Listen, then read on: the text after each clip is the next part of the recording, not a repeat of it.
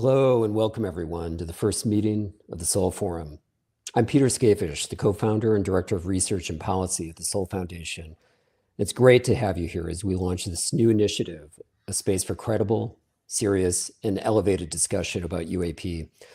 The Soul Forum is something we've been working toward for a long time. It extends the conversations that happen at our annual symposium into a regular digital format, one that allows us to engage with you more directly and more frequently.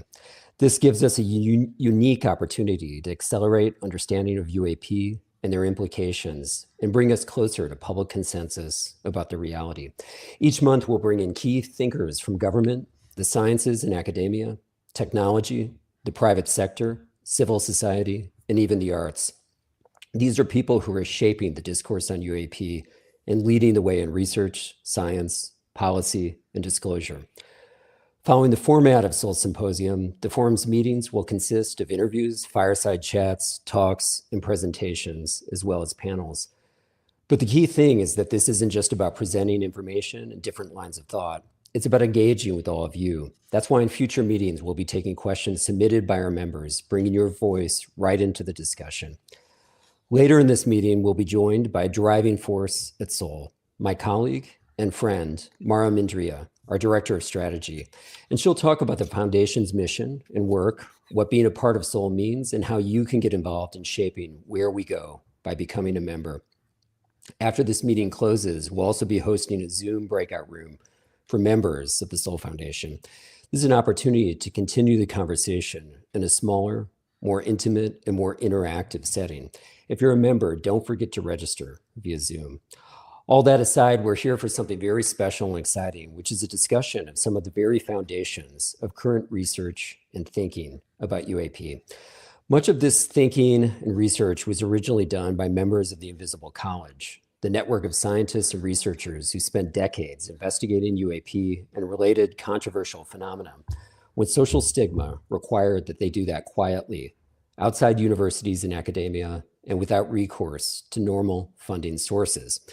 So to discuss this, we're joined by three people, each of whom have played a major role in that history: Dr. Hal Puthoff, Larry Lemke, and Dr. Jacques Vallée. We'll be talking about their work, their views of UAP and non-human intelligence, and most importantly, what they see as being the most promising directions in the science of UAP. So, introductions. First, we have someone well known to most of you, Dr. Hal Puthoff. Hal is a physicist and engineer whose work pushes the boundaries of what we consider possible in advanced energy physics. His research often focuses on areas at the very edge of the field, from consciousness studies to exotic propulsion technologies to novel methods of communication. Hal was, as most of you know, central to former Senate Majority Leader Harry Reid's UAP research effort, now known as AATIP, and is perhaps most famous for developing with fellow physicist Russell Targ the practice we know as remote viewing. Second, we're joined by Larry Lemke, who many of you will not know. Larry is a former NASA scientist and aerospace engineer with deep expertise in propulsion, space exploration, and high-energy physics. Larry's career has spanned some of the most cutting-edge advancements in aerospace, and he's explored the scientific basis of UAP, bringing a rigorous analytic perspective to a subject that often defies easy explanation. He also worked recently with Gary Nolan and another guest of ours on the analysis of alleged UAP materials. And last but not least, we have that other person, our colleague and our friend, Dr. Jacques Vallée. Jacques is a computer and information scientist, an author of several works of science fiction, a venture capitalist, and of course, a theoretician and investigator of UAP, whose scientific work on the phenomena remains unsurpassed and indispensable for anyone pursuing research in the field. His thinking about UAP encounters across time and space, and his research on data drawn from sources as disparate as field investigations, folklore, medieval art, and historical records and government reports have shaped fundamentally the way we think about UAP today. So to our guests, welcome to the first meeting of the Soul Forum. It's an honor to have each of you here, and I'm excited to jump in.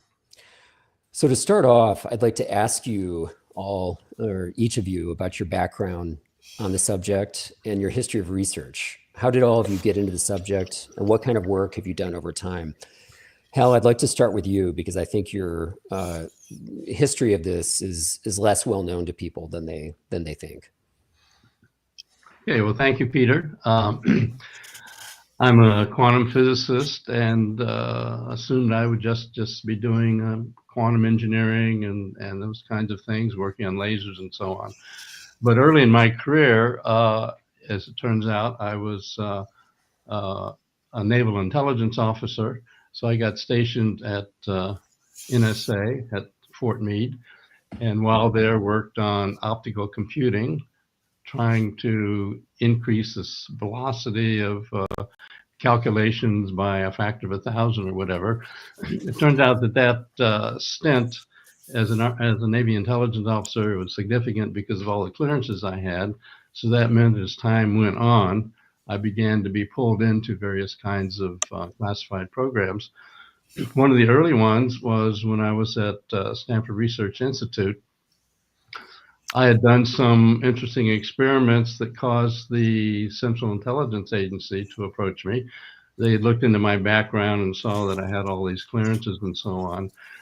And it turns out that they were interested in, of all things, the possibility of using ESP as a investigatory tool in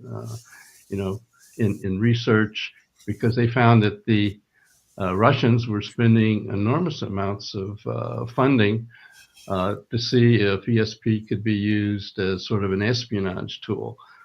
Well, I'd never particularly thought about that, but anyway, they gave me a small contract and said, would I look into it? They were hoping basically that I would find out that it was all nonsense and they could dismiss it and not have to worry about it. But we began some experiments with some famous, quote, psychics like Ingo Swann and so on. And it turned out that we found that this was a consciousness ability that apparently some people had. In fact, there was a bell curve, and to some degree, as with athletic ability or musical ability, basically anybody could exhibit this kind of phenomenon. And so that took off and ended up being a 20-plus year activity for CIA, DIA, many Army, Navy intelligence groups, and so on. So that's how I got involved in what we labeled remote viewing as a better term than, say, ESP, and so on. So then after a period, I left Stanford Research Institute to set up the Institute for Advanced Studies in Austin and Earth Tech International. And because being a physicist and, of course, tuning into the fact that there was a lot of discussion in conspiracy groups and elsewhere about UFOs and all that kind of thing.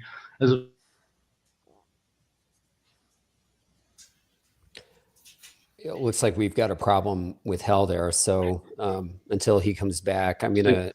It could hurt your career. So anyways, sort of behind the scenes, I began to meet with various people like Jacques Vallée and others to just generally discuss the UAP area, the sort of invisible college, as we came to call it.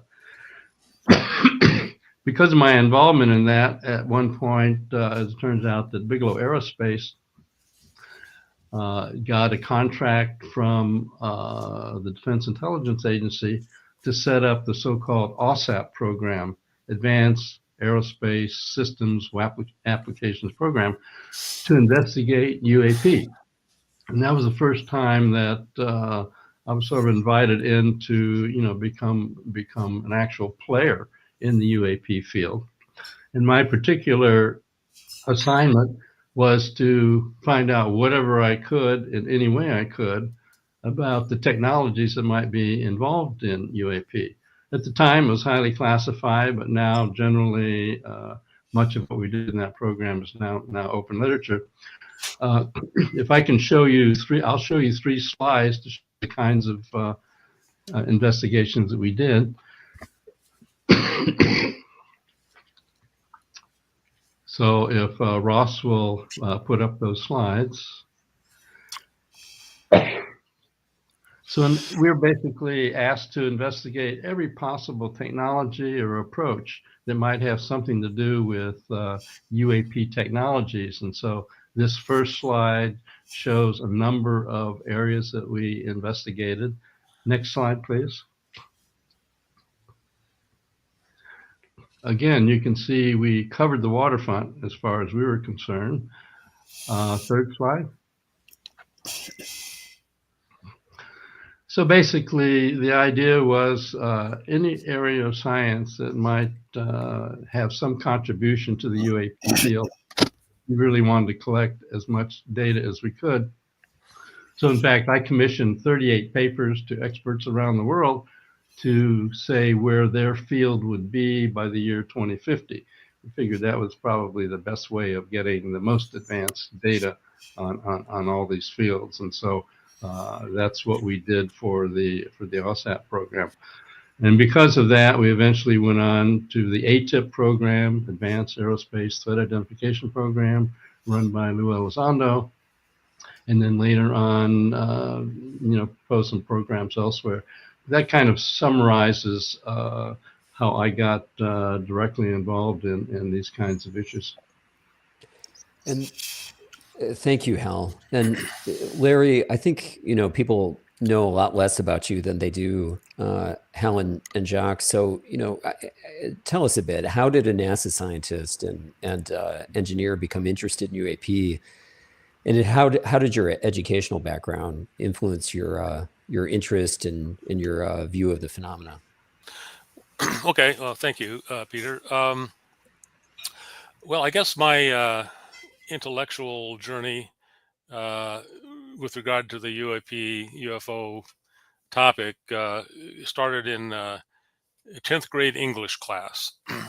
The teacher decided that we needed to have a course on debate, classic, debate practice and theory. So we were told to, pair up with another student and choose a topic and go research it and come back in 2 weeks and, be prepared to do a classical, pro and con debate on the thing. So I was approached by someone, a friend, a guy who later became a close friend, and said, let's do this. And I said, okay, fine. And what's the topic? He says, well, let's talk about UFOs, or, flying saucers, as it was known then. I said, okay, fine. And so we flipped a coin, and I got the pro side of the argument, and he got the con side of the argument. So we went off and spent 2 weeks in the library researching all this, and came back and did our debate. And at the end of it, it was kind of the first time I'd ever really taken a kind of a close look at the phenomenon. And at that time, of course, there wasn't really a whole lot of literature in the library and so on. But nevertheless, it kind of piqued my curiosity and kind of stayed with me. It was like I realized that there was an interesting story here somewhere. So then I went off to college, and my first undergraduate degree was in psychology. And so I, kind of stayed in touch with the field as much as you could by just reading sort of the public literature. And kind of by the end of that time, when I was about to get my undergraduate degree in psychology, the Condon Committee report came out, and so I read it, cover to cover, and and that was interesting because it was the first time that I'd really seen a concentrated technical treatment of the subject, with just lots of classic cases and first-rate, in many cases, scientific analysis and whatnot.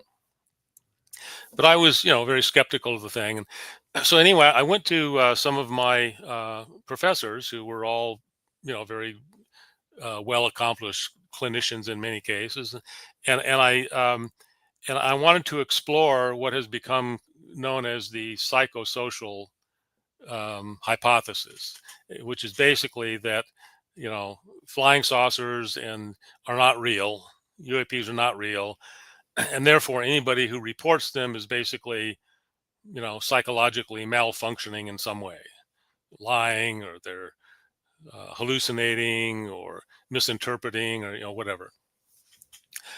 So I went to some of my professors and I asked for their position on this, and to my surprise, they none of them bought that explanation. And these were people who dealt with hallucinations and personality disorders and all that stuff every day. So that to me was kind of a surprise. And then but after that, I decided to change course entirely and go in a technical direction. So I went back and got an undergraduate degree in physics. And so again, as time went by, I went and talked to some of my physics professors and colleagues and asked them what they thought of this. He says, well, it's not physically possible. The distances are too large and so forth and so on. So it's not a physics problem, basically. So they were pointing back at the psychologists, right? And so then finally for graduate work, I went to Stanford in aerospace engineering. So now I started looking at the whole thing from the standpoint of an engineer. And I realized that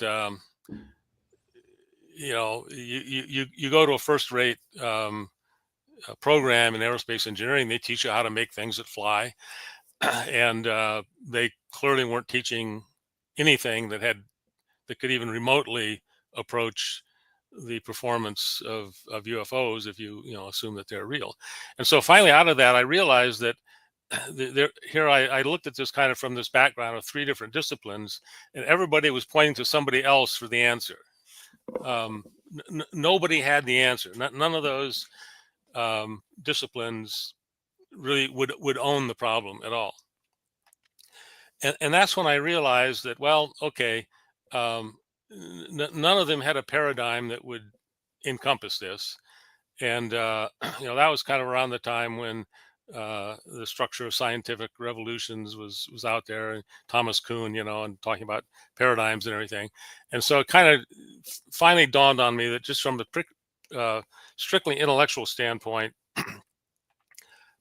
we needed to expand our paradigms somewhere, somehow, to explain this.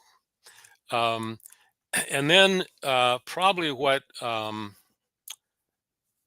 pushed me over the edge out of the armchair and into the field was the fact that I had what I consider a very good UFO or UAP sighting in October of 1989.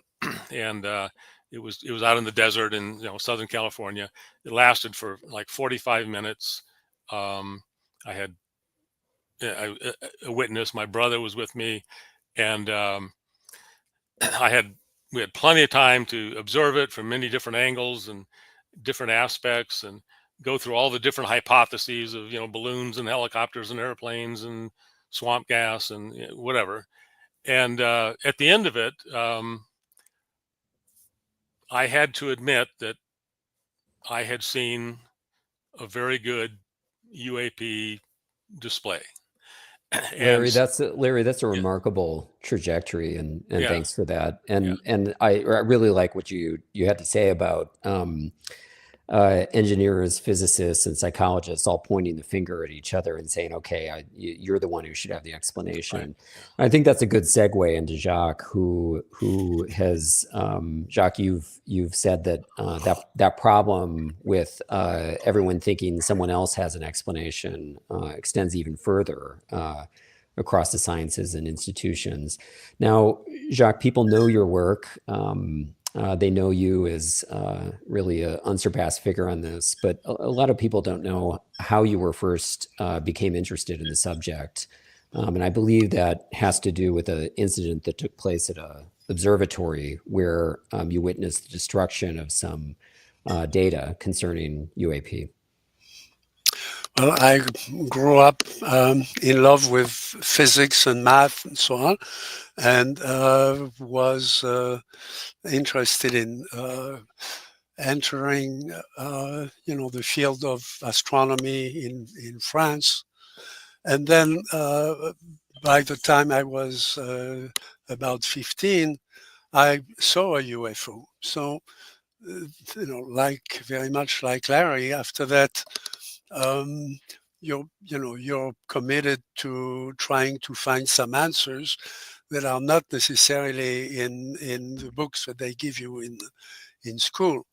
So the object we saw, my mother saw it first. We lived in a small town about an hour outside of Paris, and this was a beautiful afternoon in the summer, a blue sky, very clear. This would have been in 1955, which takes us back quite a bit. And it was pretty much like what people are reporting now, a clear disk with a dome on top. It seemed to be about half a mile away from where we were. My mother called me. I was working with my father inside the house, so I rushed out and saw that disk. And again, it was motionless, no noise, and it was very clear. The next day, I told a friend of mine from school who was very good in physics, and he told me that he had looked at the same thing with binoculars. I got him to draw it, and what he drew was corresponding exactly to what I had seen. His house was about another half mile up the hill from ours. And so my father was a judge, um, and we never reported the case. In those days, there was a lot of expectation and controversy about the phenomenon, and it wasn't even regarded as a phenomenon yet. And so we did not have any clear place to report it. My father had a lot of experience with with war, for one thing, with the military, and also with testimony of human beings that he had seen come before his tribunal over the years. And he said, this is something that I don't doubt that you saw this. You have two other witnesses, including my mother. But this may be one of the new prototypes that are being developed now. Those were the days of the first jets that you could see, both for commercial and for military. And in time, this will come out. This will be revealed. Well, a few years later, I was an astronomer at Paris Observatory, and we were tracking the very early satellites. And there was nothing in the sky like what I had seen. So I started making some inquiries now that I was inside the French science, uh, ecology, if you want, with people who might have ideas about the problem. And I found that a number of astronomers and physicists and people who worked in the field had experiences and never reported them, or only to a small cadre of colleagues. So we started looking for people who had done more research, more actual research. And by then I had access to my first computer, which was used to compute satellite orbits that we were sharing with the US. We're sharing it with the Smithsonian within the geological year around the world. And so we had some communication with the US already on what was going on in space. And that only reinforced my idea that there was a new phenomenon. And it might be, there might be a number of hypotheses about it, but it was definitely something that fascinated me. And we created at that point the first invisible college with people in France. Pierre Guérin, who was a leading planetary physicist at the Astrophysics Institute in Paris.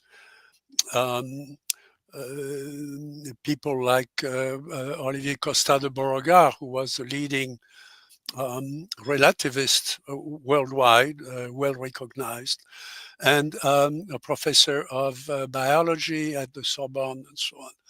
And Okay, we so started discussing.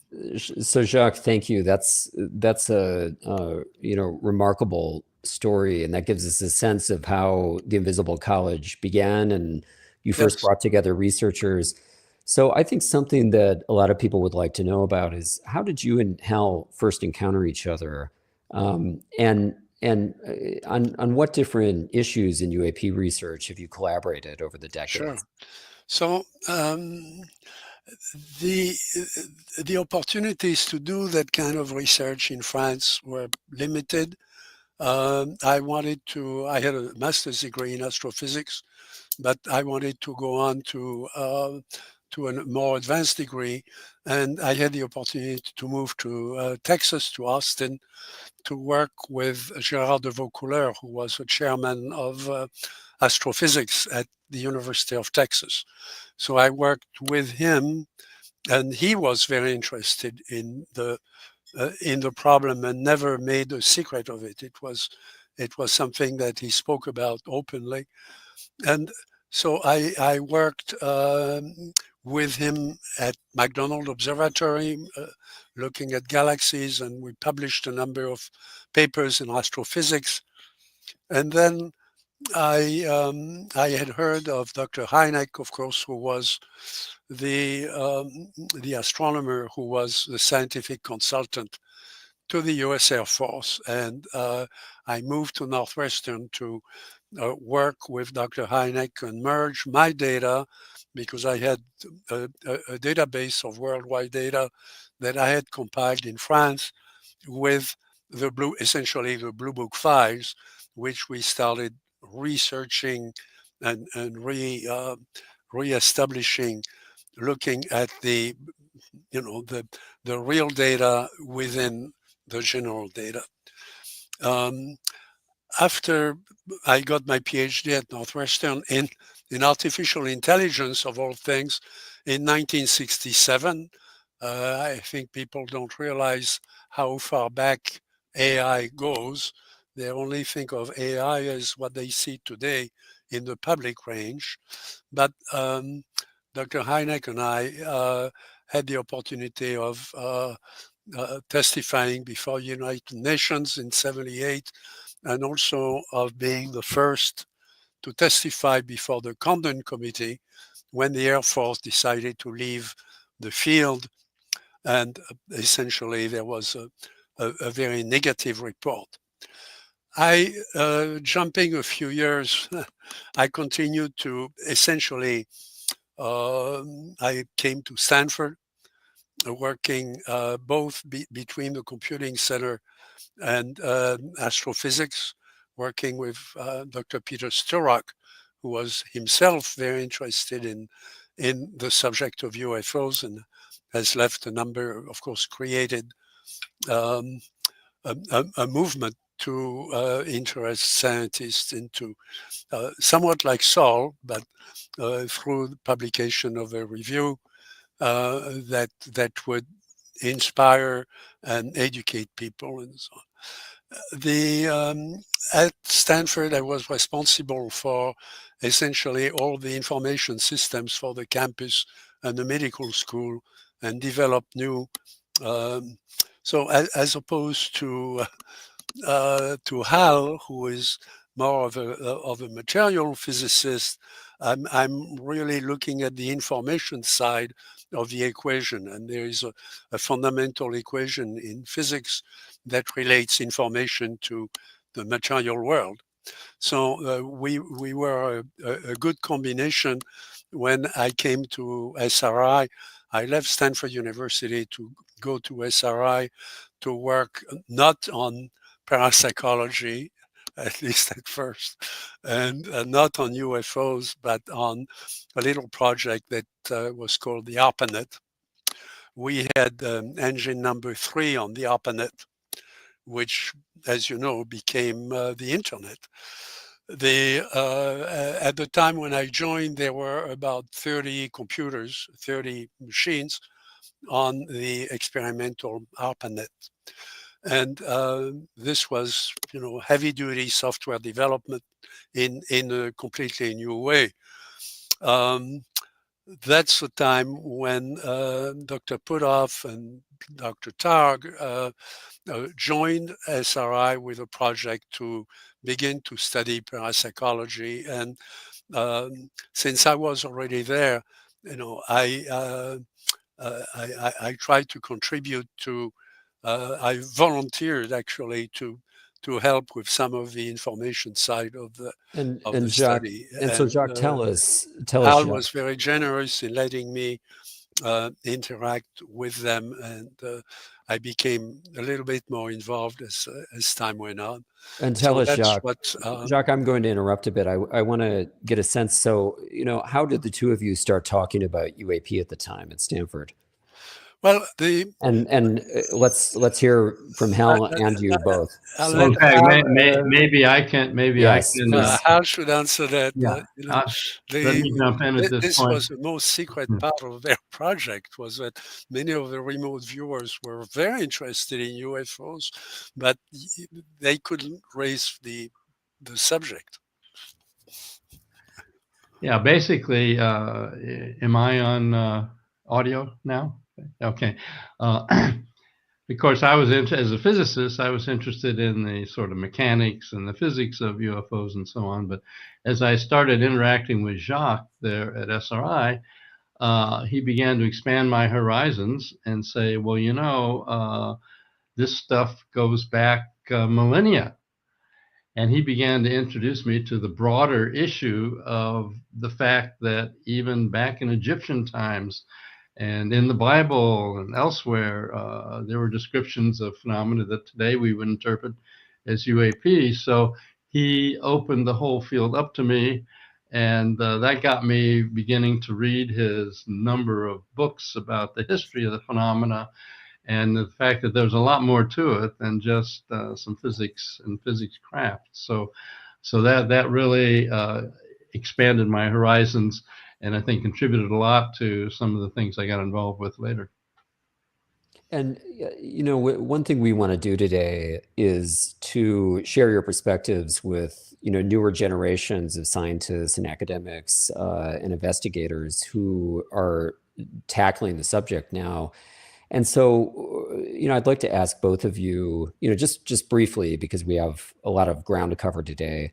By the time you caught up together in the 1990s and 2000s, what did you see as the key problems to solve?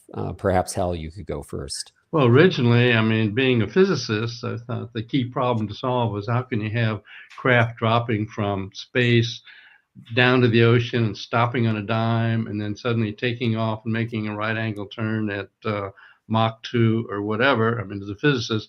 And so as part of the OSAP program, I interviewed a lot of the pilots about their experiences. And of course, the thing you'll hear on the news is these pilots will say, oh my God, what I saw is just way beyond our physics. Well, of course, being a physics nerd, I didn't like the sound of that. So as it turns out, one of my particular areas of expertise is general relativity theory. And so I thought, okay, let me make a list of what these people are saying they observed. So on the left-hand side of a piece of paper, I wrote down all the weird things that were being reported. And from my standpoint, the more weird, the better, because if somebody just making up a BS story, they want it to sound reasonable. So they're not going to say something like, well, I approached the craft and as I got closer, it turned out to be bigger or smaller or whatever. So anyway, I had this list of things. And then on the right-hand side of the piece of paper, I said, okay, suppose we could engineer Einstein's equations for general relativity the way we engineer Maxwell's equations for all of our electromagnetic technologies. And so I made a list of what you'd expect to see. And sure enough, I got a match, hand in glove. So one of my big hobby horses these days is, okay, no, this stuff is not beyond our physics. It is, however, beyond our engineering, because it would take enormous energy densities to have those phenomena occur. So I think we can take a step forward, reduce a little bit of the stigma that it's so magical, and say, oh, no, we can understand this from a physics standpoint. And Jacques, I want to come back to you in a second on those issues because your thinking is very complex on this. But I want to give Larry a chance to comment on what as he got into the subject in a more formal way, I believe in the 90s and 2000s. What did you think the key issues were, and what do you think the key issues are today?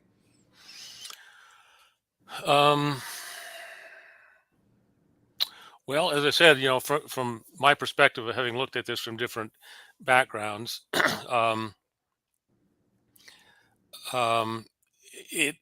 it seemed to me intuitively obvious that in order to explain the full, richness of the phenomenon, you needed kind of a paradigm breakthrough in more than one area. The science generally works by there's just a body of knowledge that is, everybody share, all the scientists share, and you look for a new piece of knowledge by sort of triangulating from knowledge that you already have. You think that, well, if A is true and B is true, then maybe there's another fact out here, C, that's also true, and so you kind of extend the front of knowledge from what you already know. And if the new knowledge that you're looking for is like one step away from where you are, that's kind of how we work. That's kind of normal science. It occurred to me that to really fully explain the richness, the new knowledge was going to be more than one step away. It's going to be 2 or 3 or more steps away, and you're going to need new explanations, probably in physics, in engineering, in psychology, at least, to explain that. And that is that's an extraordinarily difficult thing to do intellectually. It's in fact, I don't know how to do it, but over time we've been kind of slowly, in my opinion, making progress on all of those fronts. Well, that okay. might be a good point of transition to going back to Jacques. Jacques, what do you think today, based on your decades of work on this, that the key research priority should be on UAP? And what do you think, if you had to say it in a word, UAP are? Maybe we could start with that question. It's a simple question. Yeah, very simple question. Thank you very much. I should say, following on what Larry said, that once I was in Silicon Valley, a number of people who had heard of what I had written approached me with their own experiences, and some of those people were in the aerospace field. At that point, Larry was at NASA, and there were a few people within NASA like him who were interested. So the Invisible College at that point expanded with Hal and other people at SRI, and more widely, in the remote viewing parapsychology field in the US, as well as continuing to expand in France. And then, people who were from the venture capital community and from the entrepreneurial community, and a few people like Larry, who brought their knowledge of actual knowledge of working in space, or with space design and space issues. Where we are now is if you had asked me 5 years ago, after we had done all the work that Hal and I and others did with Mr. Bigelow in Nevada, and with the the BASS project also, which was, to me, was a high water mark in the science, both with as Hal described, the summary of what is known in physics, in advanced sciences that can be applied today to the problem. We don't have to solve all the general things that have to do with, the cosmos and religion and all that. Those are discussions to go on. In the meantime, we have tools that we can apply in a rational way. We can measure things, and we've got computers, we can extrapolate the calculations, and we can do all that today. I mean, there is no sense to wait for the government to do something. We've got powerful computers in front of us today that can do 1,000 times what could be done at SRI in 1980. So there is no question that this is something we can do. What I'm most interested in today is to continue to specialize in the witnesses. The witnesses are hurt by this. They need advances in therapy. And what I mean is in the very structures of science and support, psychological support, and so on. And they need recognition, and they need sort of social support, which sometimes is quite extreme.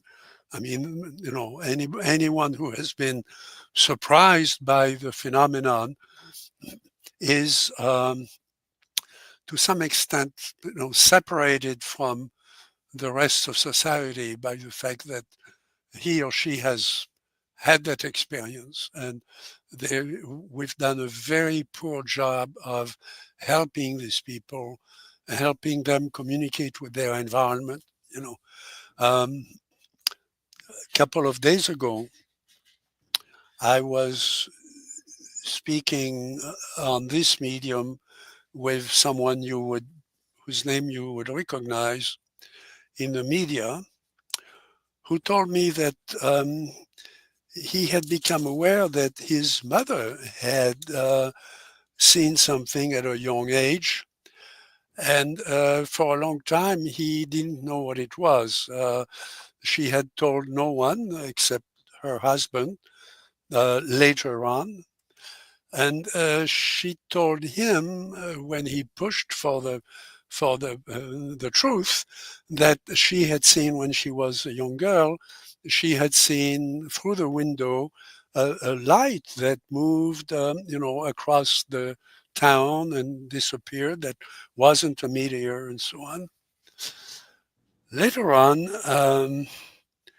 it came out that it wasn't just a light; it was an object that was in the yard in front of her, a few feet from the window, and that there were beings there was a large window, and there were beings looking at her, including one she thought was the pilot, who had pretty intense sort of communication with her.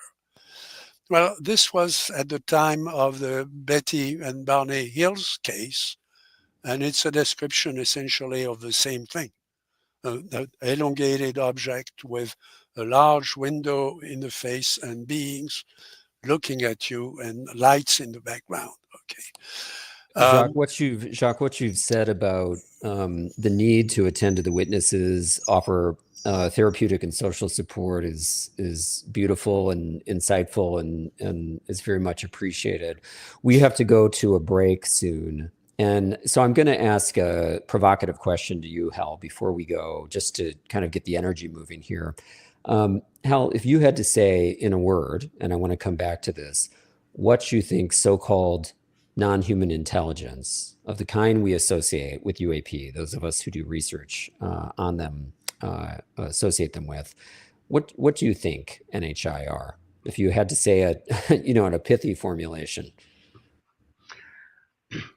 Well, I think there's enough data out there, enough reports from people that we talk to in the government programs to indicate that there, in fact, are non-human intelligence beings associated with some of these craft, and they're, although have head, arm, legs, and so on, like any human would, differ significantly enough that you have to assume that either they're some advanced form of human, maybe time traveling back, as an example, or they could be a different species that broke off from us, and maybe they have set up a civilization embedded in the seabed that we don't know about, but they're went off on a different evolutionary track or whatever. But I think the evidence is strong enough from the people that we've interacted with that there are, in fact, beings associated with these craft that are significantly different from us and yet significantly similar enough to try to wrap your head around that there are other beings in the universe that we're coming across.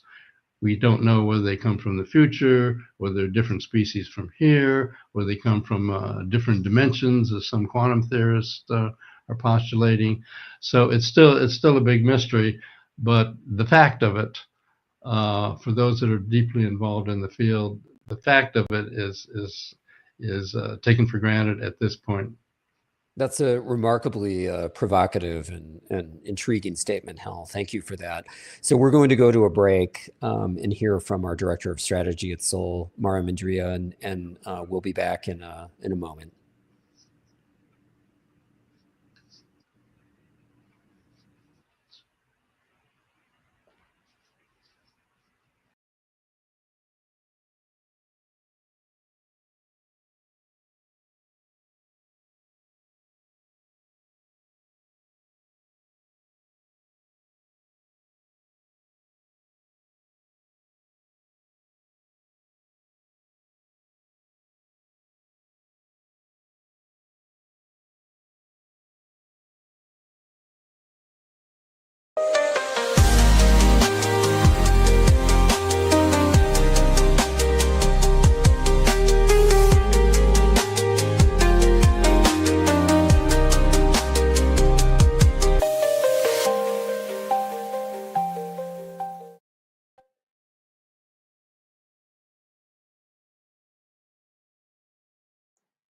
Hello, everyone. Welcome to the very first installment of Direct from Sol. I'm Maura, Director of Strategy at the Sol Foundation, and I'm thrilled to take you behind the scenes of our work. This series is all about giving you an inside look at who we are, what we do, and most importantly, how you can be part of our journey together.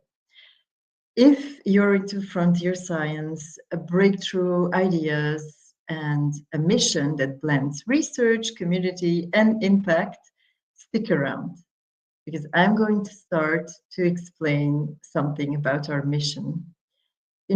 For centuries, we've looked to the stars with curiosity, searching for meaning beyond ourselves. And today, something extraordinary is happening. Not just in the depths of space, but right here on Earth. We are standing at the crossroads of two revolutions. The rise of disrupting technologies like artificial intelligence and the increasing acknowledgement of unidentified aerial phenomena, or UAP. And for decades, UAP have been dismissed, ridiculed, and swept aside. Yet now governments, defense agencies, and scientific institutions are admitting that what many have suspected all along. We are witnessing something that challenges our understanding of physics, of technology, and really of reality itself. And the implications are vast. That's where the Sol Foundation comes in. We are dedicated to exploring the scientific, political, and philosophical dimensions of UAP and related frontier topics. But we're not just a research organization. We're first and foremost a community of curious minds, researchers, and change makers. And that's why we've launched this series, the Soul Forum. We've also launched our new membership program. So let me introduce our program to you. It is first and foremost an opportunity to become part of a high caliber network of researchers, thought leaders, and advocates pushing the boundaries of UAP science, policy, but also philosophy. And to be very clear, all of the Soul Foundation's work remains open to the public. Membership simply grants early access to discussions, research, and exclusive content as a token of our gratitude for your support. Each membership is viewed as a donation and is partially tax deductible. Some membership perks include private forums and exclusive Q&As, early access to research and symposium invites, merchandise and discounts, VIP events, and so on. We have 4 tiers that we've had already announced, and because we've listened to our community and to your concerns about pricing, we are now introducing a new tier, a $15 per month tier for students, seniors, and those who need a more accessible option. Because let's be real, knowledge should never be locked behind a paywall. So again, all our events are open and accessible to the public, and membership grants you mostly early access. So I also want to give you my personal take on Soul's initiatives very briefly, because for me, joining the Soul Foundation wasn't just about strategy, it was really about purpose. My personal career has always been centered around 4 key pillars, which are technology, education, community, and positive impact. And when I found the Soul Foundation, I realized it brought all of those together in a way that's meaningful and forward-thinking. Soul isn't just about research. Again, it's about creating real change, whether it's the cutting-edge scientific inquiry, the global collaborations, the policy work, or thought-provoking events. We are actively shaping the conversation about the future, and we really want you to be part of it. So the best way to get involved is obviously to become a member. The Soul Forum is your gateway to exclusive discussions and content. You can also always volunteer with us. We would like to work with you. We need people in communications, marketing, and fundraising to help us grow. And of course, you can always choose to do a one-time donation, because every contribution helps us expand our reach and continue our research. The world is finally paying attention to UAP, but understanding this phenomena remains one of the greatest challenges of our time. Governments, academia, and the media are taking notice, but there's so much work to be done, and the Soul Foundation allows you to engage directly with experts like the fantastic cast we have here today, shaping the future of UAP science and policy. So that's a wrap for this first installment of Direct from Soul. But trust me, we're just getting started. And next time, I'll take you deeper into some of our most exciting research and the brilliant people behind it. You won't want to miss it. So make sure to subscribe, hit the notification bell here on YouTube, and most importantly, join the Soul Forum as an insider. See you in the next episode.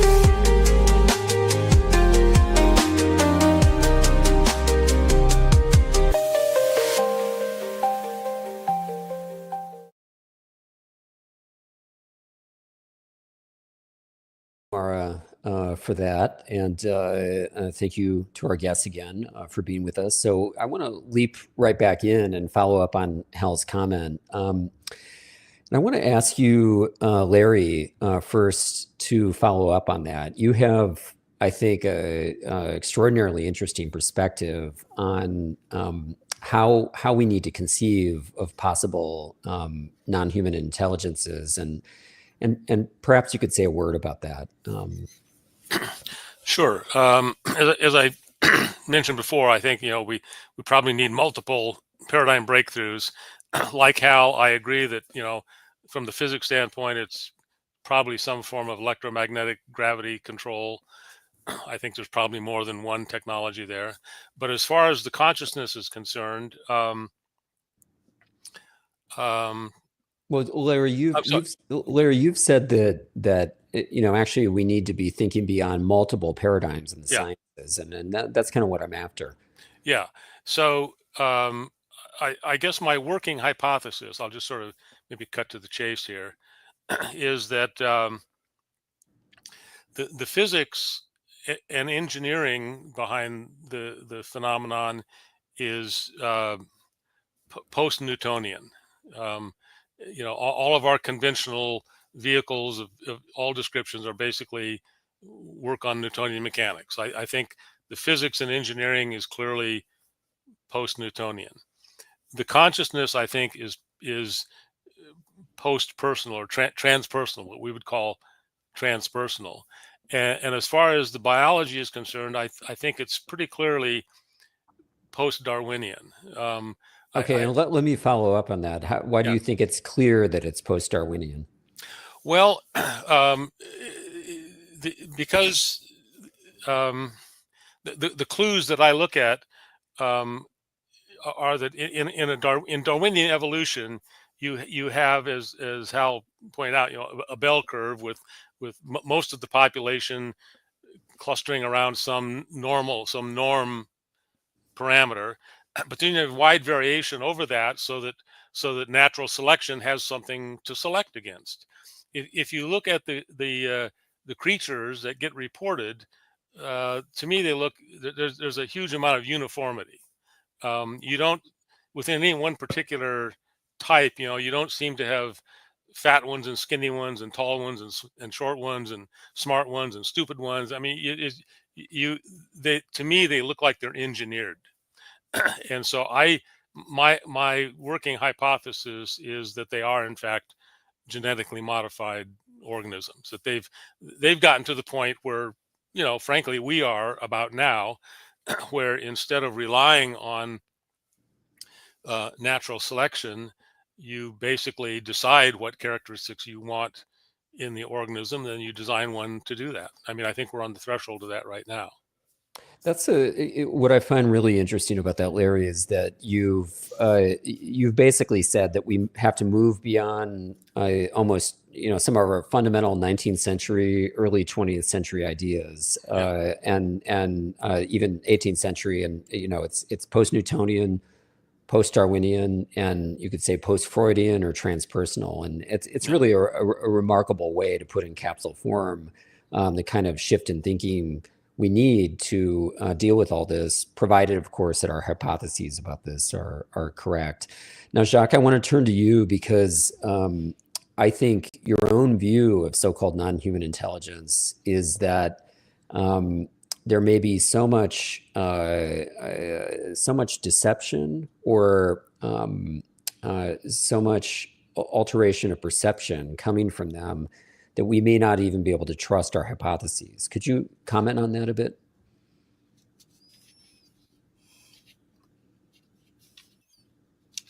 Okay, maybe Jacques didn't hear that question.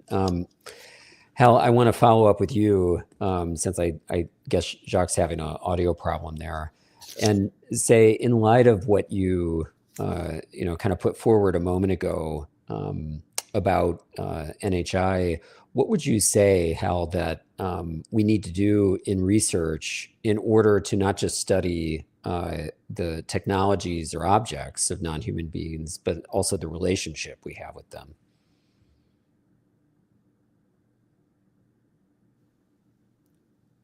I don't think we have the microphone on there. Yeah. I try to my approach to the data has been mostly through interviews with witnesses. And I've only brought in the different hypotheses when they were relevant to the data structures. And so, and I've done that, deliberately to avoid really getting involved with one or another theory of what they were. For example, I looked into one case that happened 2 years before the Kenneth Arnold sighting in 1945. Well, everybody says, the phenomenon started in 47. That's not true. We have data from before, but in 1945, there was a crash near Trinity. The crash at Trinity did not involve an advanced creature. It involved 3 entities that were about 3.5 feet tall, that looked somewhat like insects, and that were obviously surprised by what was happening with the crash. They were alive after the crash, but they were observed for a long time by the witnesses. It turns out that there are 2 other cases, probably of the top quality cases that we have in the whole literature, and certainly what we had in all the databases during the BASS project, where my design was for a series of databases of 260,000 cases. Those 2 cases are at Socorro and in France in 1968, where there were very similar objects. Again, in all 3 cases, Trinity, Socorro, and Valençol, the object is an oval, not a disk. It's an oval the size of a medium-sized truck. The creatures breathe our air. Okay, they are adapted to Earth gravity. They have 2 eyes. They have a diminutive nose and a small mouth. And they interact psychically with the witnesses in all 3 cases. Now, what's remarkable about Valençol and Socorro is that those cases were studied by the official agencies of the state, France in one case and the US in the other. First, the local cops, then the FBI happened to be there, but they contributed to the data. They had no jurisdiction, but the state police had jurisdiction, and then people from the base at White Sands came over with specialists looking at the data, because it might have been an object escaped from. And then Dr. Hynek was there, and I was working closely with Dr. Hynek at that point. I was at Northwestern having finished my PhD, but I was going through the Air Force files under an Air Force contract to rationalize the Air Force files and punch them into cards and create an actual database that we could work with.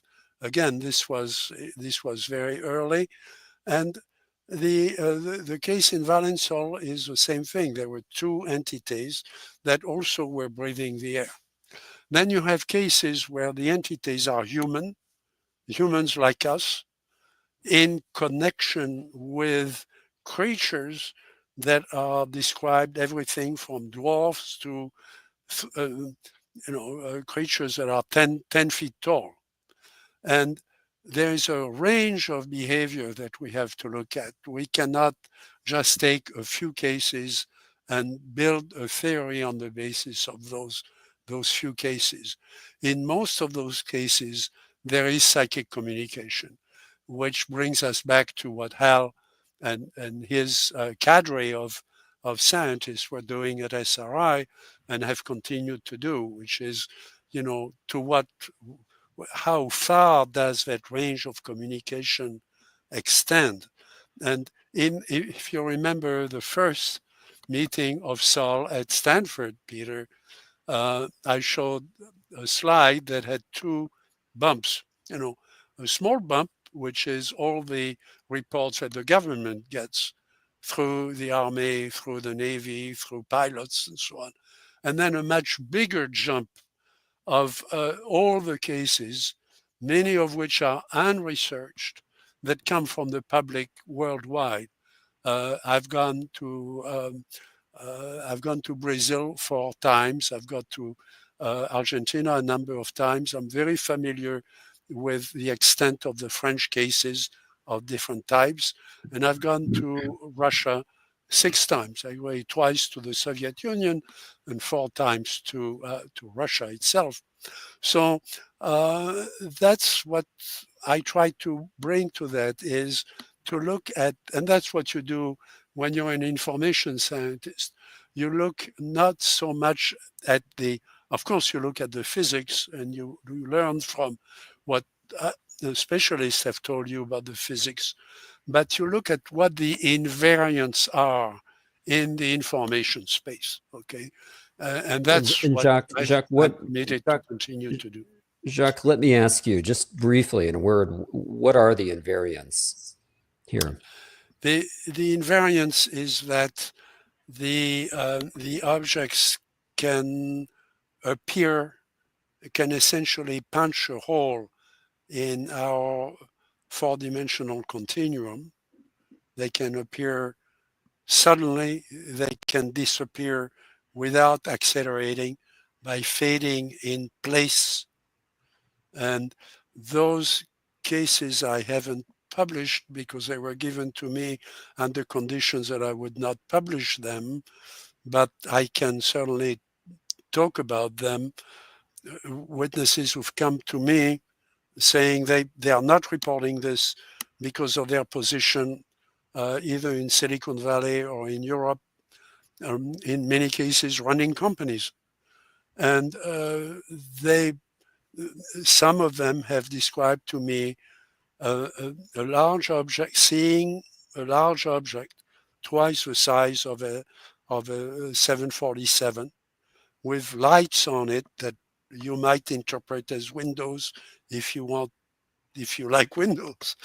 And that object moving slowly in the sky, just going its happy way in the sky, and then starting to fade in place without accelerating and without actually moving anywhere, just moving slowly in the air and then fading into essentially into a state where they've disappeared from the sky.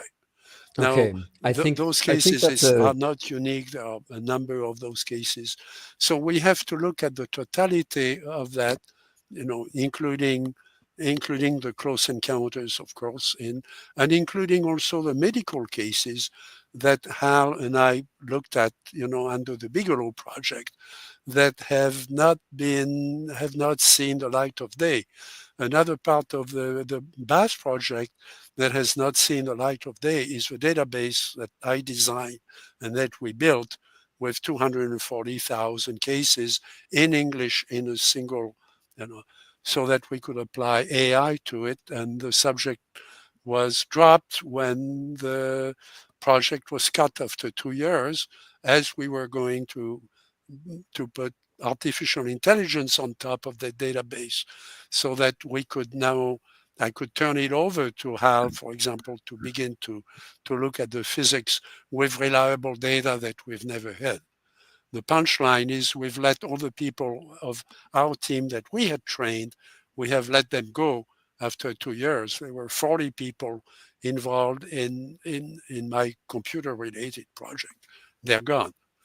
And there is an enormous problem of, you cannot take a PhD from Harvard or a doctor from Princeton or from some other place and dump them and give them the data. That's not going to work. They need 1 or 2 years of hard work with people that we can train to help educate the next generation of scientists on how do you deal with the data, how do you qualify it, and what are the combined skills that you need to bring. So Fantastic. what you have with the three of us Fantastic. is So, sort of a Jacques, I have to keep prototype us. of what I could have be to keep done. us moving, Jacques. So I want to follow up on that by asking a question of all of you, starting with Hal. How, where conventional physics is concerned, what frameworks from it have proved most useful and most limiting in understanding the kind of data that Jacques is talking about? And after Hal, Larry, I'm going to ask you the same question. Well, in one element, it's the physics, as I pointed out earlier, that I think we've made some progress on understanding how, at least in principle, some of these phenomena could be described within physics we understand, even though we don't have the technology to reproduce them. And then on the other hand, dealing with the consciousness aspects, what I think we have to do is we have to be more open-minded about the things that people tell us if we give them time to tell us.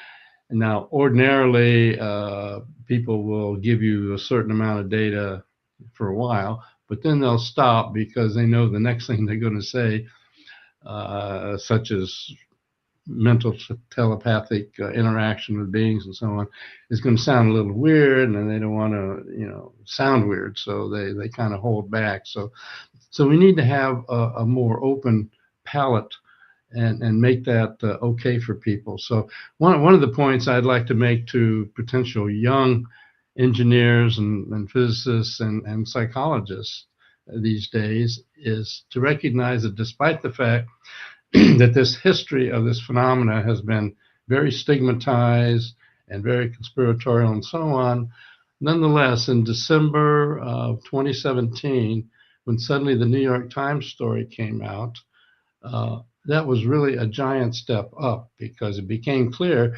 that a program had been initiated that involved, Harry Reid, who was Senate Majority Leader, and 2 other senators. And so suddenly you have people of known and accepted value saying that there's really something to this. And so coming out of all of that, we've had a few congressional open investigations that, presented on C-SPAN and so on, talking to the pilots and so on, and the intelligence officers.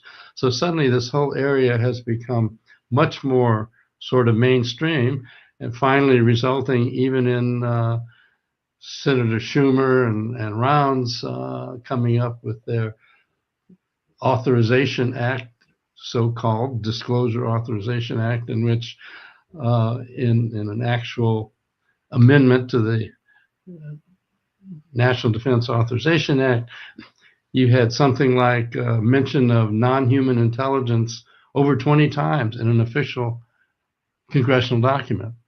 So I think what that means is that this whole field is now taking a giant step in a direction where new young scientists and psychologists and so on should not be so concerned about getting involved. And so I think there's a whole future there that will be developed and will be very mainstream oriented. Fantastic, Hal. Thank you for that. Larry, I want to follow up about the physics question. Yeah. Because I think you have the view that we might be dealing with multiple kinds of technologies based on different levels of understandings of physics. And how are you thinking about that, and what do you think should be done on research in that direction? Well, yeah, I'm I guess sort of the reason I'm going off in this direction is based on stories that are coming out from various whistleblowers, and I will admit that is speculative. That's that's not the same as having hands-on knowledge or whatever. But it looks to me like there's if the problem is to get from Alpha Centauri to here and back, within something like a normal lifetime, if the problem is to be able to actually do time travel as well as just space travel, that probably requires being able to manipulate what I sometimes refer to as the strong field version of general relativity. If you could do that, then yeah, all that other stuff kind of comes for free.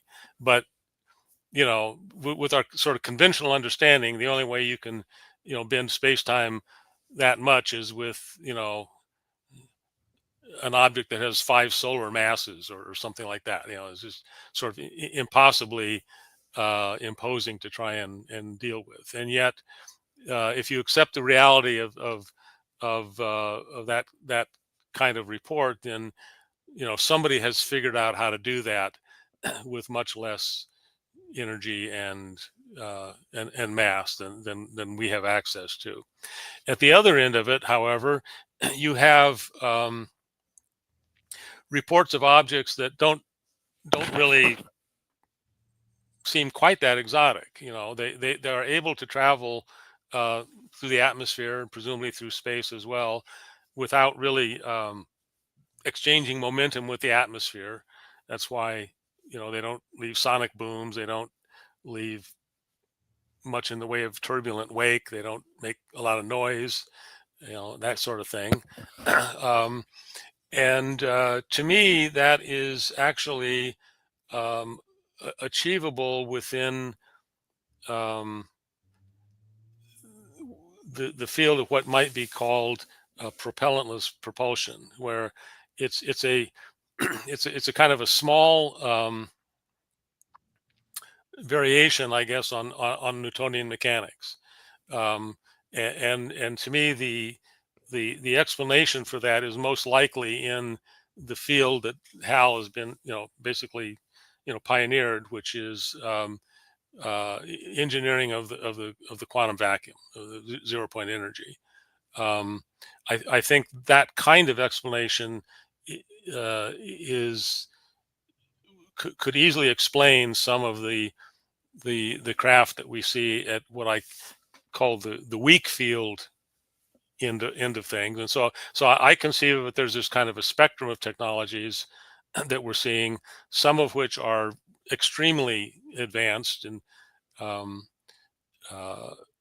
which is what you would need in order to be able to move back and forth over long distances and through time, and others are basically a much weaker version that is useful for easily for getting around on the planet or inside the solar system or whatever, that are probably much easier, much closer to being attained with technology that's within our reach. My view is that the so-called ARVs, or alien reproduction vehicles, would be examples of that, and we're now seeing that kind of reference is being made in the in the various whistleblower literature. So as I say, that's speculative, but that's if I take all of those clues and put them together, that's kind of the hypothesis that I get. Well, as someone who's worked on space flight on other planets, including Venus, that's your opinion is pretty qualified on that, and pretty expert.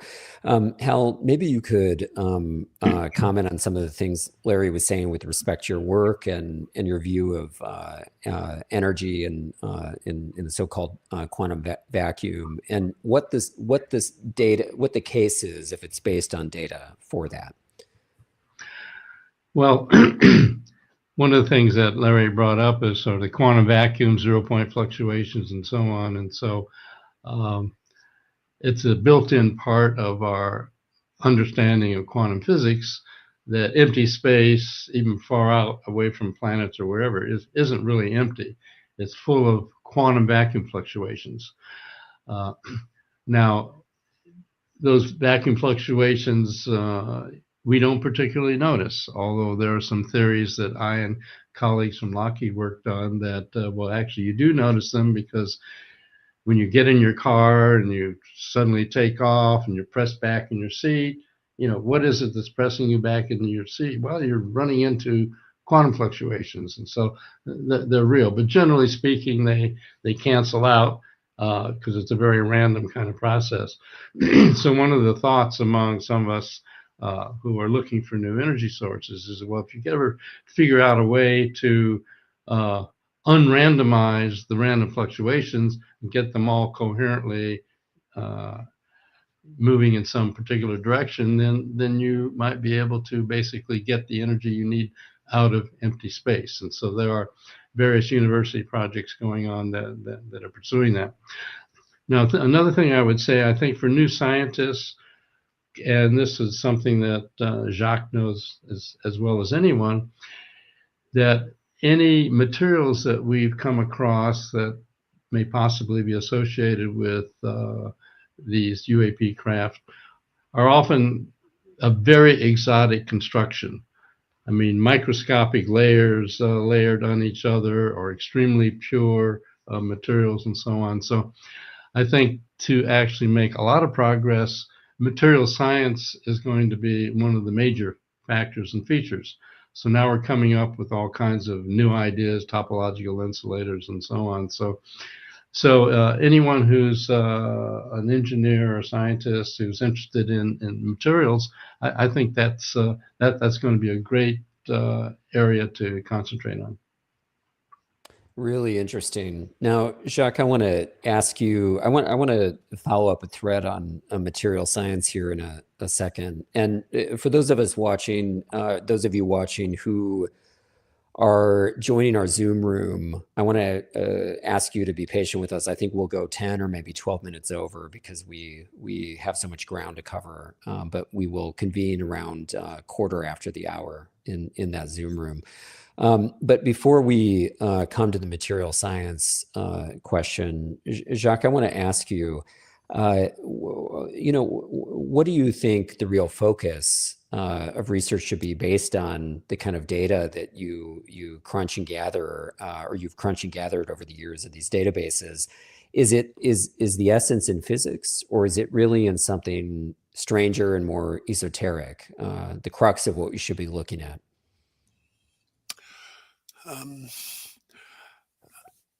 I've worked, as you know, on many databases in medicine are probably the most relevant, because in medicine you don't necessarily have a theory. You have people who are sick with a new disease and you don't understand the new disease, so you're open-ended. And I think that's the kind of design that we need to bring in here. We need to capture as much as we can imagine, but we don't know what are the most significant characteristics. So we have to use in our imagination to try to capture everything we can and not imply relationships between them. Okay, which is very hard to do from the people who are trained to build databases in industry don't have to think like that. We do. Okay, so we have to make it available to many different theories that are going to test the overall structure. Now, when you do that, you have to hold off on all the different theories that we've been talking about, because it could be something completely different. Now, it could be a number of different things, and we will have to find the different clouds of characteristics that are relevant. So we're very much at the beginning of that, and so we cannot be we cannot preclude certain interventions from, we're talking about an intelligence that potentially is much wider and deeper than ours. So I think that's the attitude that we have to be in really looking at the data, even if superficially the data seems to fit a particular theory. So we have to do what science always does. You can't just pick a theory and push the data in that direction. If you do that, you should also look at counter arguments for that theory and look for data that contradicts what would be there. And that's the sort of the role that I've tried to play in the field, and that I continue to try to play.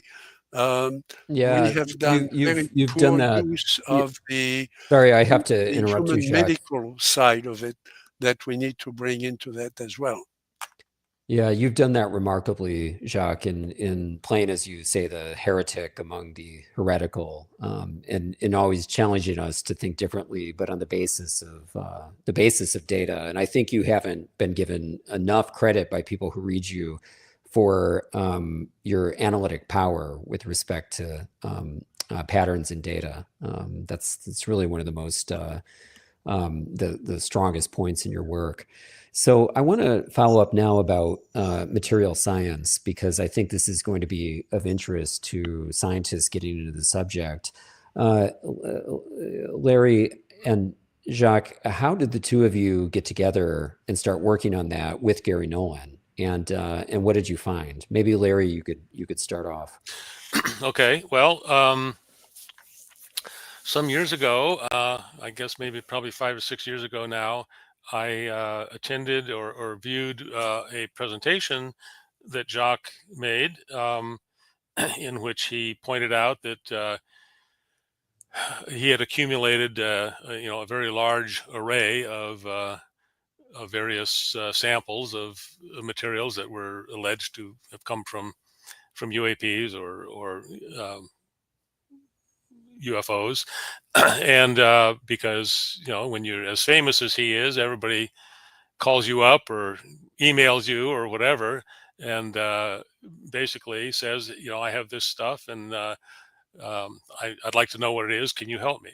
And so Jacques, at that one of those presentations, sort of put out the bat signal and said, if anyone's out there that wants to help with this, call me up. So I did. I had known Jacques, for many years in other for other venues and other contexts.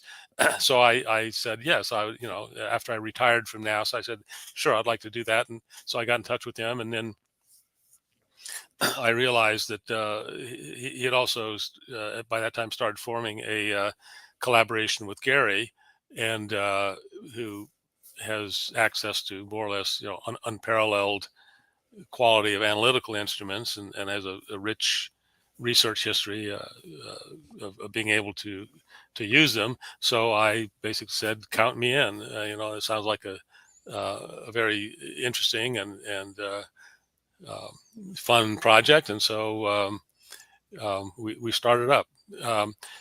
My particular expertise, I guess, if I had to say, is in what I call reverse engineering, in which you have some object or material or whatever it is you're looking at, and you try to deduce from its characteristics what its function might have been, and equally importantly, whether or not it might have an exotic or a mundane origin. And in many cases, we discovered that many of some of the samples that we come across are actually mundane and misidentified pieces of aerospace technology that aren't well known to the public, but nevertheless are identifiable as such. So a big part of it is being able to identify and discard this stuff that's really not going to lead anywhere into new knowledge, and then concentrating on the other parts. And Jacques, as you guys have done these analyses with Gary Nolan, so this actually goes back decades. In France, there's been for over 40 years now an established, not a big project, but an established team monitoring reports from the public and reports from scientists within the space agency. The French space agencies were the third wealthiest in the world after NASA and Roscosmos. For one thing, they own the Kourou spaceport, and from which some of the great experiments have been launched. So this was pretty sophisticated from the beginning, and the materials that I looked at and which I could borrow, they were completely open to letting me borrow it. And at that point, I was working at Stanford with Professor Sturak, who pioneered all this with a study of samples from Brazil, and all that has been published again in the 70s and 1980s. So this is not like this is something we discovered yesterday, contrary to what Congress seems to believe. So we'll have to explain that at some point if they want to confiscate our samples, which was brought up actually.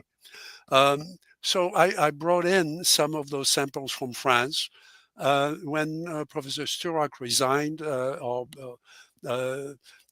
at Stanford and retired, he gave me some of his samples, and I've started working, of course, working with our new team to sort of form a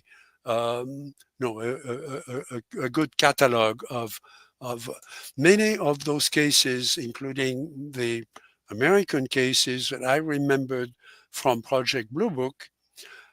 Were actually analyzed at the time. I mean, either the Air Force did it or the Air Force asked a lab to do it. Battelle did a number of those studies, Battelle Memorial Institute in Ohio. And so we have the chemistry.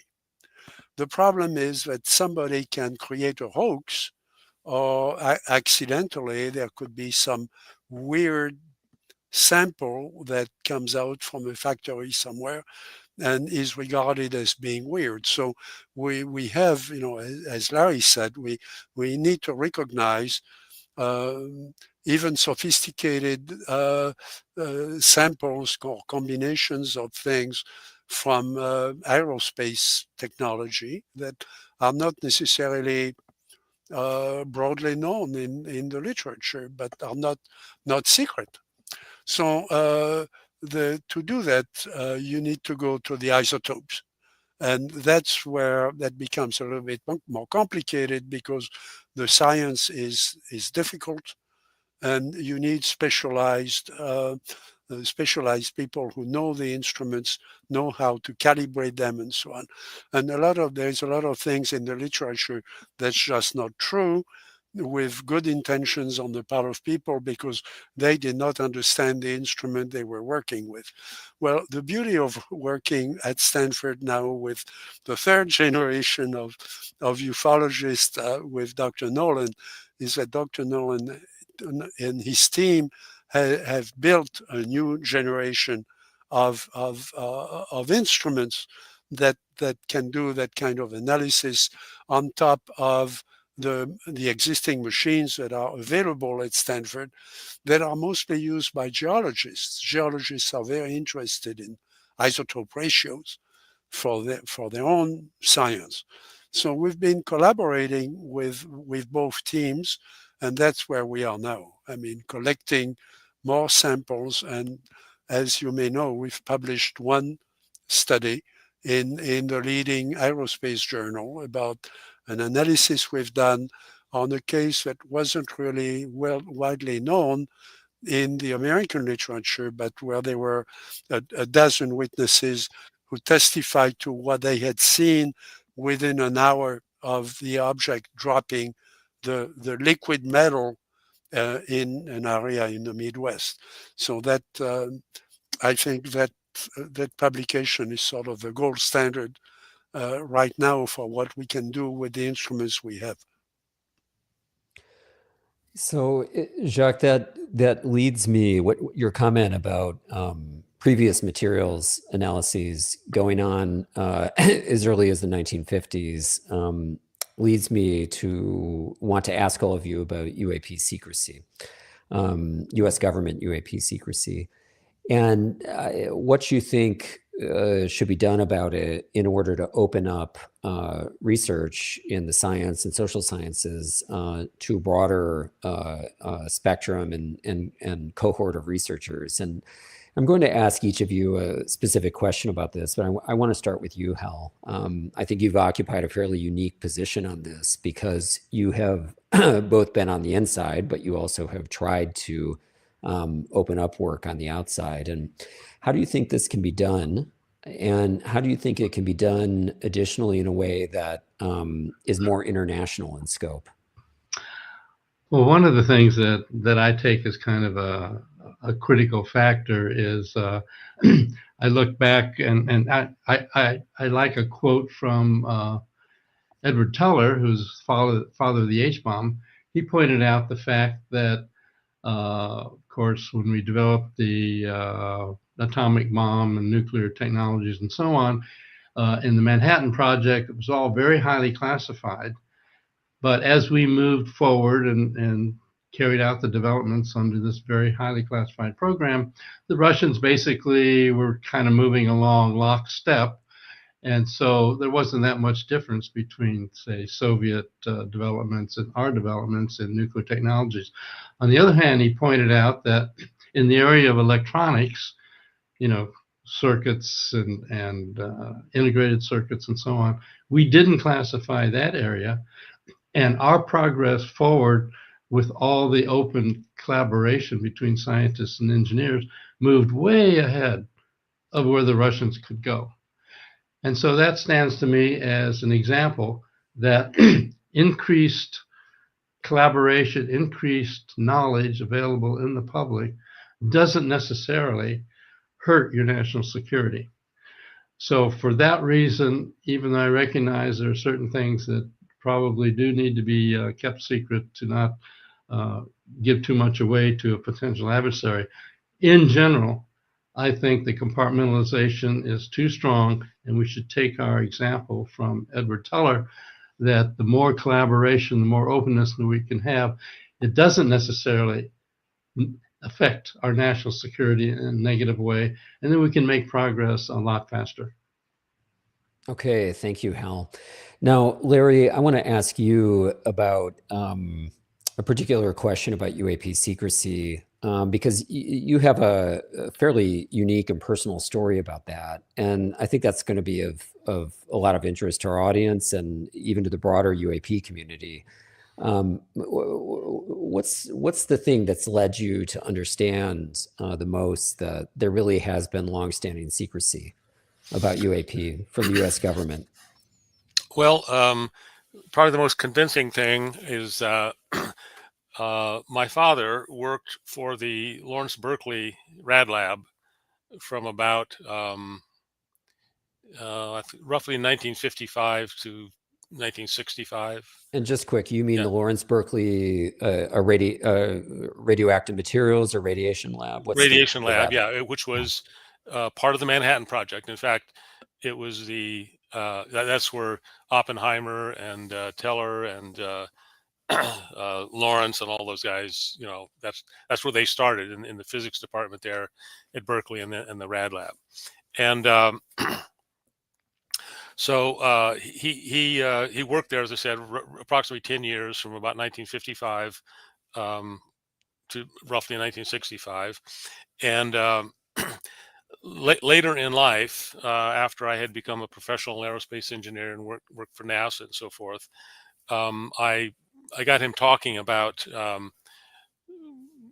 so, what he did there, what was happening, and this was around the time that the whole Roswell story was starting to become big, around I guess the mid to late 1980s, where people like Jesse Marcel were coming out and so forth and so on. And my father confided in me that when he was at the rad lab there, he had actually been tasked at one point to work on pieces of recovered UFOs. In fact, the exact words he used, he says, I worked on a piece of that thing that crashed in New Mexico. And interestingly enough, he never actually said Roswell.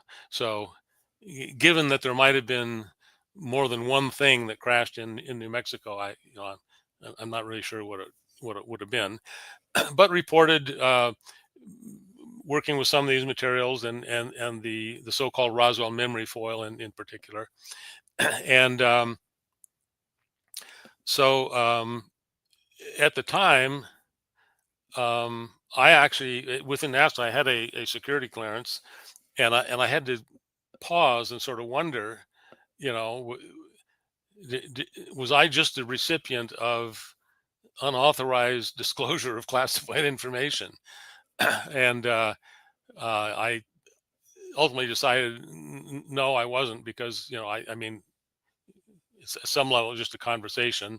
It's not like I'd been read into a program or something. But in any case, I sort of prodded at that and tried to cross-check it and verify and so forth, and to some extent did. And so it was actually then, of course, more recently when David Grush came out and pointed out that the Atomic Energy Act was modified in 1955 in a kind of a clever way to include UFO materials under the topic, or under the category of special nuclear material. That to me kind of provided some more validation. I had long thought and had long figured out that given that there was a highly classified component of the so-called legacy program, that a large and probably more sensitive component of it was inside the Atomic Energy Commission, and what is now, of course, the DOE. So, which to me would be a very logical place to put it. I've thought for quite some time that the UFO secrecy program was modeled very closely on the Manhattan Project, having come out of around the same time and out of the same sort of national security, mentality. So to me, it made perfect sense that would be given, 1945 or 6 or 7. If you were looking for a model of how you would keep something like this highly classified, that would probably be what you would use as the model. Of course, Larry. And so I want to. Could I add something just briefly? Yeah, please.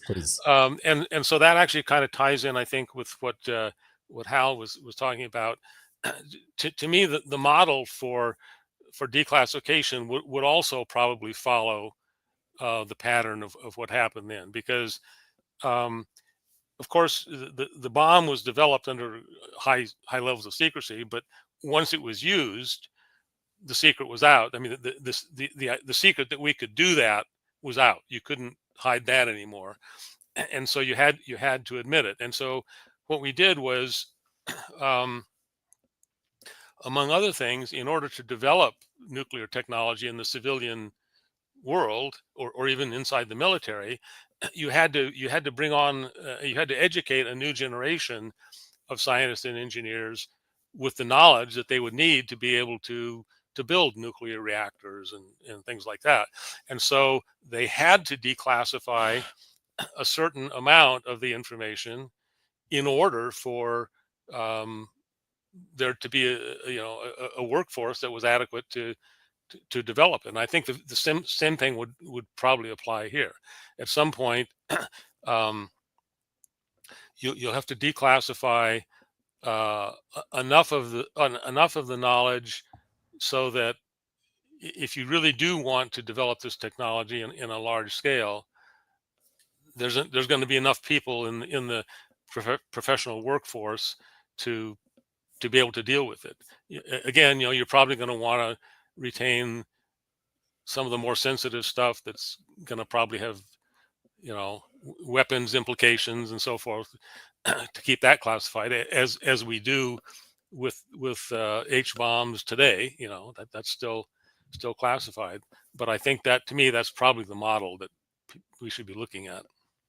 Larry, thanks for that comment. We know that during the 1950s and 60s and even in the 40s that it was necessary to declassify a lot of information just to advance science, and it's a good reminder that we need that in this context, especially because we're not just talking about defense technology and we're not just talking about U.S. national interest. There's an international interest here. But I have to go back to what you said, because we kind of we lost that for a second. You basically just told us that your father, who worked at the Lawrence Berkeley National Laboratory, had confessed to you in old age that he did work on what we now call the legacy program, and he did it in the context of working on materials that were allegedly from UAP and that were classified under the Atomic Energy Act. It's a really remarkable statement. So thanks for sharing that with us. Now, we really ought to have a whole conversation about that. But I think to wind up, because we don't have forever today, it'd be great to hear from each of you. In a few minutes each on what you think the questions are that a scientist in their 20s, early 30s should pursue in the area of UAP. Maybe Jacques, you could start. So I get, and you guys probably experience the same thing. Private messages, let's say, I'm finishing my PhD in such and such, and I'm fascinated with this problem and I want to work on it. Where should I go? And there are two things about that. First, the academy isn't quite ready at this point to open a new branch dedicated to this. So you would have to continue to do it. Unfortunately, things haven't changed that much. So you would have to find a position in physics or in space science or in medicine, in biology, where you could begin to introduce your own ideas. And if you're very lucky, you might find a professor who would take you under his or her wing to begin to bring in some of the UFO data or UAP data into the subject that you do. It's a lot easier, of course, in policy research, in psychology, in other fields like that, to be accepted with that kind of subject. It's still very tricky in science. Now, there are 3 major universities in the US now where the subject is getting much more open.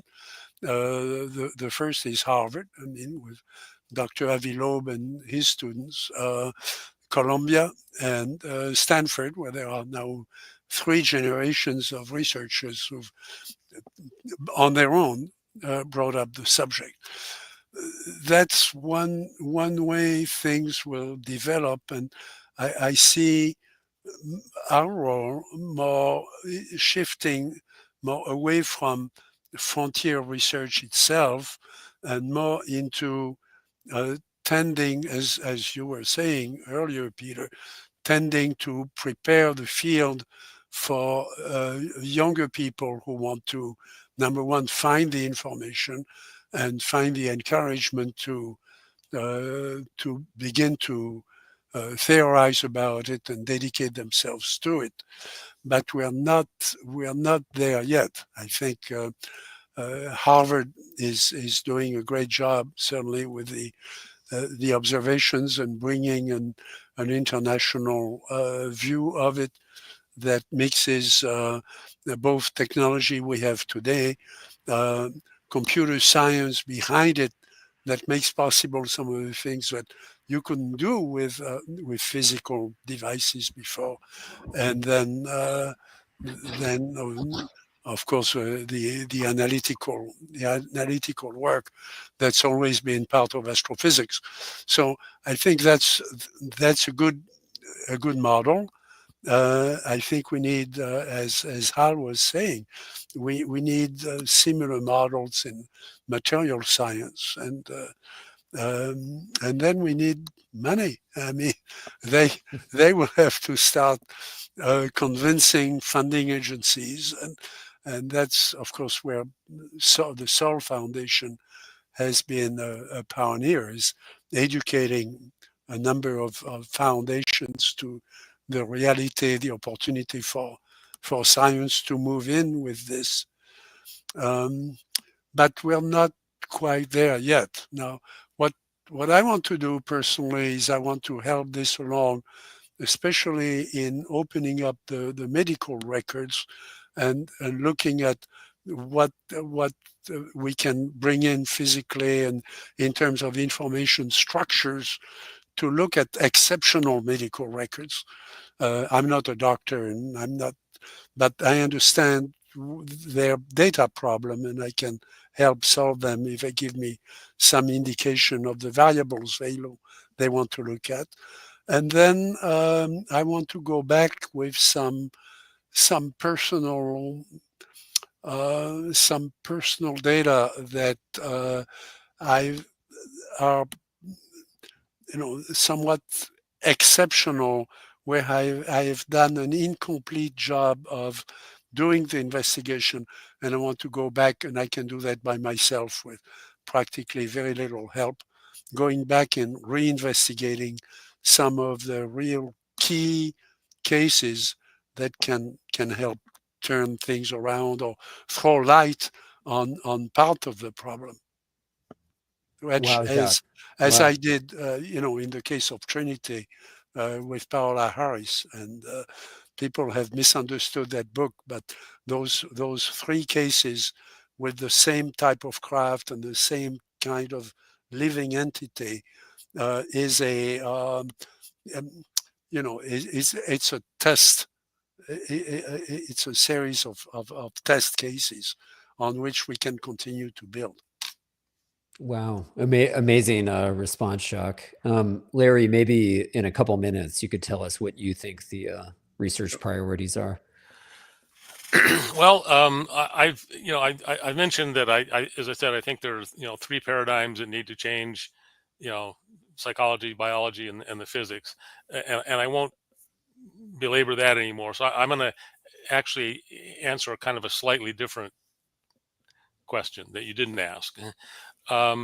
If I had advice for the sort of the up and coming generation, I'm sure that actually they're bright enough to figure out what the interesting questions are, and how you would go about that from the various different perspectives. The one piece of advice I would give is the one characteristic that you need as someone who's contemplating that kind of a future for yourself is you basically have to give yourself permission to think heretical thoughts somewhere along the way. And in fact, to me, what I discovered in my trajectory was that was actually the most difficult thing to do. You can go along being a skeptic and sort of weighing, this, that, and the other thing, and indefinitely. But at some point, in order to make progress in the field, you have to give yourself permission to take it seriously. In my case, what really precipitated that was having a UFO sighting. I know everybody can't necessarily go out and do that, but it definitely, will propel you out of the armchair and into the field. So I will just leave with that. You really have to take care to allow yourself to take it seriously and to be willing to at least provisionally believe, seemingly incredible things. You've got to authorize yourself to take a heterodox approach to research and science. Yeah. Thanks for that. And Hal, I think you have the last word on this, and I think would be very useful for people to hear what you really think across physics, material science, many different domains. The key problems are today. I get a lot of inquiries since I'm known in the field by young scientists who want to know, what can they do to, make a contribution in these areas. And the first thing I really press with all of them, and I'm thinking of 5 different fields. For example, advanced physics. So I tell those who are interested in physics, really learn your advanced physics. Learn your physics, learn your advanced physics, because you need to have that kind of grounding before you then begin to go to the edge of your field. Secondly, for those interested in material science, learn everything you can about new materials and the directions that the edge of material science is progressing, because you're going to need that. Also, for biology, people interested in biology and the new kind of stuff that Gary Nolan is doing with, genetics and so on. You got to get a grounding in that kind of stuff that comes out of very classical training before you then begin to push it toward the edge. Similarly, in consciousness studies, in the psychological fields and so on, learn everything there is about what in fact is known before we begin to press forward into new areas. And finally, those interested in information processing, learn all you can about computation and AI and so on. So the main thing is to get extremely grounded in what is known, so you can be in the edge of those technologies. At the same time, always thinking in your mind about how, if I push this, the next step, can I make a contribution in the UAP area? So I think you have to have both the grounding and, as Larry says, the sort of willingness to think out of the box. Okay, wow, Hal. Thanks for the response, and thanks to all 3 of you for making statements like that, because we have not just a very young generation of researchers interested in moving into this field. We've got many generations below yours, many people with established careers that are trying to jump into this, leap into it. And as Jacques was pointing out before, they can't simply transition into this. They need a couple years to get oriented to what's known, what's hypothesized, and what the edge of the topic is. The 3 of you are, remarkable people, legends on the topic, and we really appreciate that you were here on behalf of Soul, but also our network and audience and everyone out there that wants to take a serious approach to this. Soul really believes that scientific research, academic research, and evidence-based and data-based inquiry is extremely important in the UAP field right now. We have a lot of media, we have a lot of conjecture, and we have a lot of wild speculation, but we have very few people that are trying to take an approach in which they challenge themselves to work with data, to work with rich data, to exclude stuff that is bad data. And then on the basis of that, ask these very difficult leading edge questions, which I think a lot of people don't have the courage or the insight to ask. So thank you, everyone. And thanks to our network of people in Seoul for being here, and for everyone out there that's new to our work. But once again, Hal, Jacques, and Larry, thank you for being with us. Thank you. Thank you, Peter.